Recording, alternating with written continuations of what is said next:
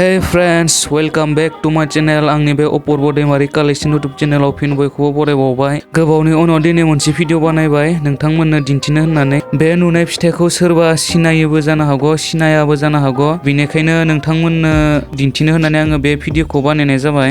आंबो नुफेराखैमोन आरोना लोगोफोर बे फिथाइखौ। सोरबा बुङोमोन आरोना जोंहानाव फैनायफोरा नुलांब्ला जुइस फ्रुइट होननानै। बेखौल'सो आं मिथियोमोन, नाथाय मुंखौ मिथियामोन।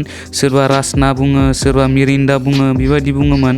नाथाय आङो जुइस फ्रुइट होनना मिथिनायखाय आङो इउटुबाव सार्च खालामबाय, अब्ला आङो मिथिनो मोनबाय बे फिथाइनि मुङा पेसियन फ्रुइट होननानै बुङो। बेन्दों मानलानानै फिथाइ थायो। बिबार बारबा जोबोद समायना बिबाराबो। नै फिथाइयाबो जोबोद समायना नायनो, दिन्दां दिन्दां थायदों, जा समायना नुदों, जाथावना एप्पल बायदि। बिखौ सेबनासो दैयाव लगायनानै लोङो होननानै आं मिथिनो मोनदों। नोंथांमोना बे फिथाइनि सायाव मोजाङै मिथिनो लुगैदोंब्ला इउटुबाव सार्च खालामनानै नायदो पेसियन फ्रुइट होननानै।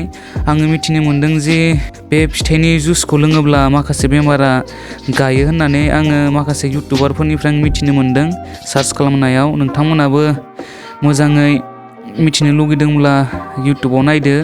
गोबां भिडिअ बानायनाय दङ बे फिथाइनि सायाव, नोंथांमोना मोजाङै मिथिनो हागोन। आङो मोजाङै बुंजोबनो हाला। नोंथांमोना मिथिनो मोनगोन बे फिथाइनि जुसखौ लोङोब्ला मा बेमारा गायो। नाथाय आङो बेमारा गायो गाया आङो मिथिया दे लोगोफोर।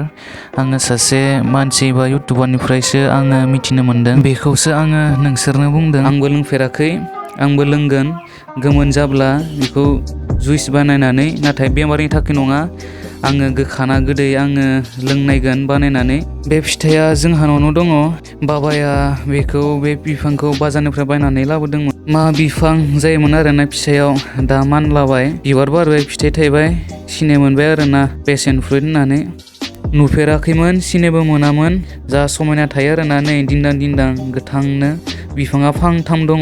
दे बिदिब्ला लोगोफोर भिडिअखौ जोबजासिम नायदो।